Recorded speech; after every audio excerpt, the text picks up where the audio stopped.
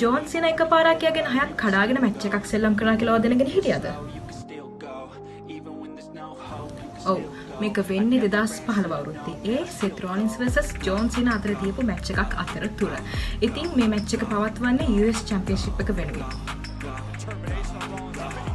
ඉතින් දෙන්නම හොඳට මැච් එක සෙල්ලම් කරනවා. නමුත් එක මොහොතක සෙත් රෝලින්ස් විසින් එල්ල කරපු දරුණු දණහිස් ප්‍රහාරයක් නිසා ජෝන් සීනාගේ නාසය පිදිලා යනවා.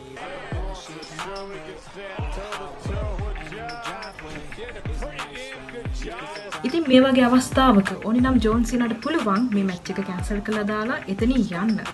නමුත් ජෝන් සීනා ඒක එහෙම කරේ නෑ. ඉතින් එයා කොහොමද එහෙම කරන්නේ? මොකද දහස් ගාණක් මිනිස්සු එයා දිහා එයාගේ ඉස්සරහා ලයිව් බලන් ඉන්නවා. ඒ විතරක් නෙමෙයි ලක්ෂ ගාණක් මිනිස්සු සෝෂල් මීඩියා වලින් ජෝන් සීනා දිහා බලන් ඉන්නවා. ඉතින් මේක ලයිව් පර්ෆෝම් කරන්නේ. ඒක නිසා මේක එහෙම අතාරින්න ලීසි තරගයක් නෙමෙයි. ඉතින් ජෝන් සීනා තීරණය කරනවා මැච් එක දිගටම සෙල්ලම් කරගෙන යන්න. තීරණය කරන විතරක් නෙමෙයි ඒ තරගය ජෝන් සීනා විසින් ජයග්‍රහණය කරනවා.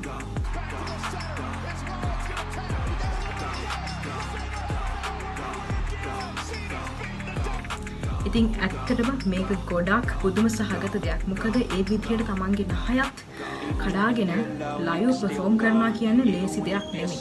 ඒ වීඩියෝ එක බලුවා නම් ඔයාලට පේනවා ජෝන් සීනාගේ නහයෙන් ලේ ගලනවා. නමුත් එයා ඒ මැච් එක අතාරින්නේ නැහැ. ඉතින් never give up කියන්නේ ජෝන් සීනාගේ ආදර්ශ පාඩය. එයා ඒක කරලම වෙන්න කෙනෙක්. ඉතින් මේකත් එක හේතුවක් තමයි John Cena the greatest of all time කියලා හඳුන්වන්නේ. ලංකාවේ මිනිස්සු මෝඩකමට කියනවනේ රෙස්ලින් කියන්නේ තනිකරම රඟපෑමක් විතරයි ඒක ඕනම කෙනෙක්ට කරන්න පුළුවන් කියලා.